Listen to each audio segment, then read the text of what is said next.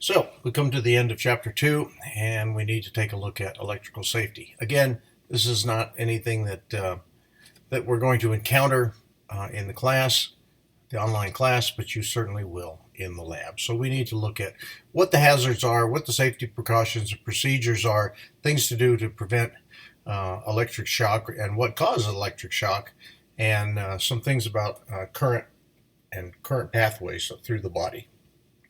So electric shock, current through your body, not voltage, is the cause of electric shock. And so we need to start getting used to understanding it's current, not voltage. Of course, it takes voltage across a resistance to produce current, and we're going to see more about that when we get the Ohm's law.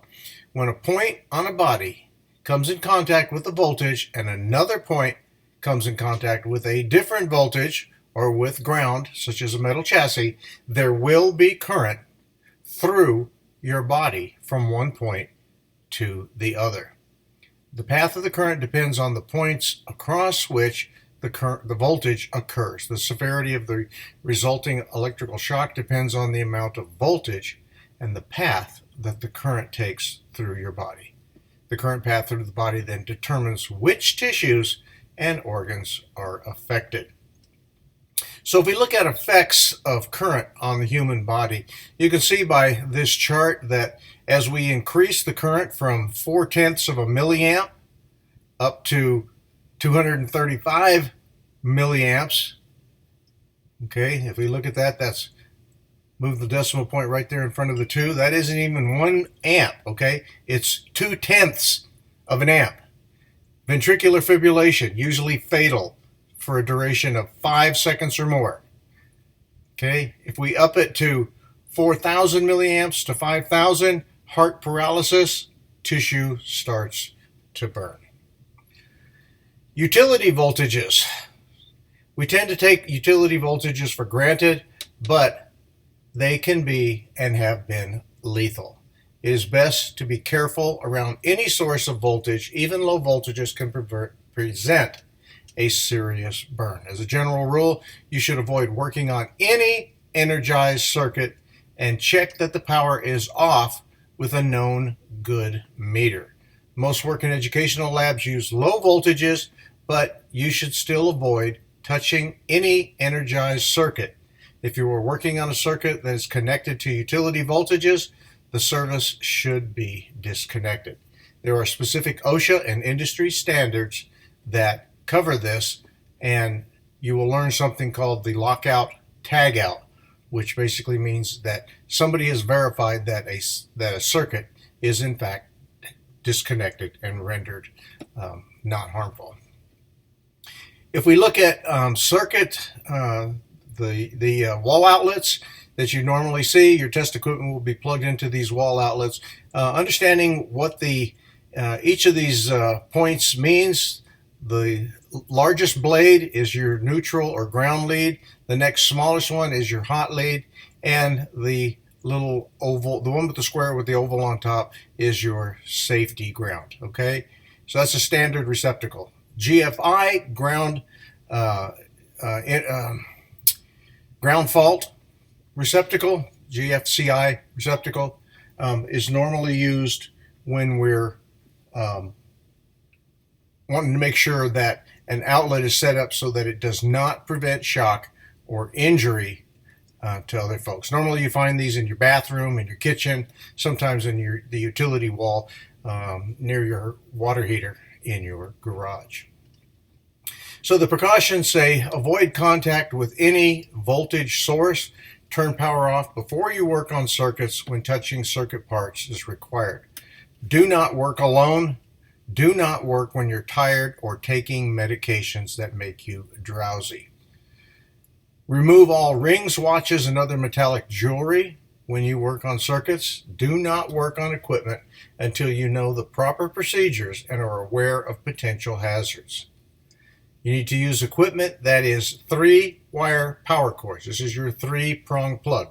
Do not ever defeat the 3-wire plug to a 2-wire plug. Make sure power cords are in good condition and grounding pins are not missing or bent. You always want to make sure you keep your tools properly maintained, cleaned and maintained, that they're in good working order. Make sure the insulation on the metal tool handles is in good condition. Handle tools properly and maintain a neat work area. Wear safety glasses when appropriate, particularly when soldering and clipping wires. And of course, when you go along with wearing safety equipment and what have you, in the middle of a pandemic, we have additional things that we do in terms of social distancing and face coverings. Always shut off power and discharge capacitors before you touch any part of a circuit with your hands. Capacitors can be really sneaky. They store energy, and they will reach out and touch you when you least expect it. Know the location of emergency power off switches and emergency exits. Never try to override or tamper with safety devices such as interlock switches. Always wear shoes and keep them dry. Do not stand on metal or wet floors. Never handle instruments with wet hands. Never assume that a circuit is off. It's kind of like a gun. Never assume that a gun is completely unloaded unless you check it. Double check circuits with a reliable meter before handling. Set the limiter on electronic power supplies to prevent currents larger than necessary to supply the circuit under test. Some devices, such as capacitors, can store a lethal charge for long periods of time after the power is removed. They must be discharged before you work on them. You can do this very easily with a screwdriver with a ground wire attached to it. When making circuit connections, always make the connection to the point with the highest voltage as your last step. So you're working backwards to make sure that you don't have any power. Sometimes power is sneaky. You don't know. You think you've got a circuit deactivated and there may have been another source. Avoid contact with the terminals of power supplies. Always use wires with insulation and connectors or clips with insulating shrouds. Keep cables and wires as short as possible. This will become more and more important when we're dealing with wires and cables at higher frequencies. Report any unsafe condition. Be aware of and follow all workplace and laboratory rules. If another person cannot let go of an energized circuit, switch the power off immediately. Don't try to grab them.